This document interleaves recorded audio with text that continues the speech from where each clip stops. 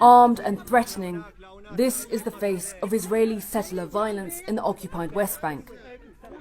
It's these acts of aggression which are chasing Palestinian families out of their homes. Piece by piece, Palestinians in the village of Khirbet Zannuta pack their lives away, never to return. The settlers come at night while we're sleeping. They beat us and try to kill us. They try to force us out of our homes. I can't sleep anymore. I'm too afraid. Families in this village, once home to some 140 Palestinians, tell us they have been left with no choice but to flee their homes. What's happening now is another Nakba, a catastrophe. I'm 60 years old. I've lived here my entire life.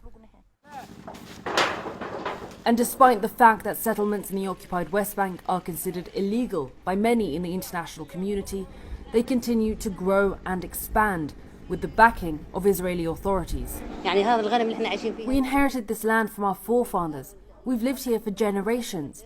Now it's only getting worse. The war in Gaza has only encouraged the settlers. According to Israeli rights group B'Tselem, at least 15 Palestinian farming communities have been forcibly displaced since October 7th. The real thing that is influencing the life of Palestinians here is the outpost up there. Yehuda Shaul, an Israeli human rights activist, says encroachments on Palestinian land are rapidly advancing. And personal attacks in the occupied West Bank have only intensified.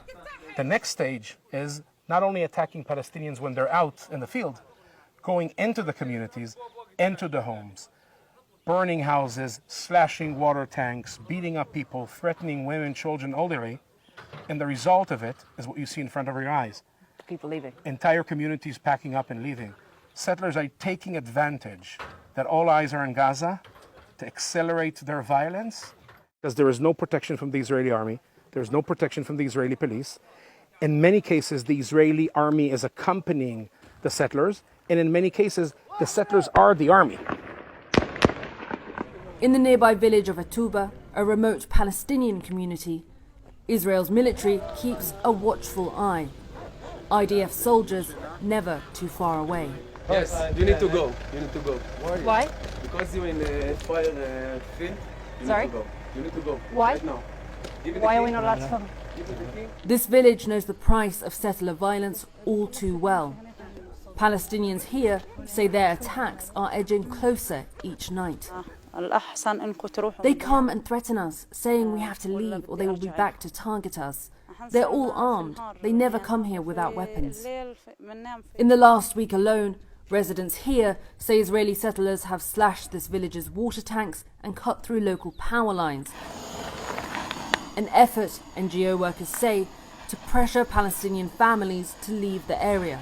What we're seeing now is that under the cloak of the war that's happening now, the settler activity, settler violence has increased tremendously over the last few weeks. This crisis is not new to the Palestinian people, but it's a crisis that is deepening.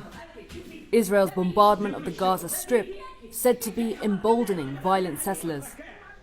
Across the southern Hebron hills, there are now fears that smaller, more remote Palestinian villages could be next.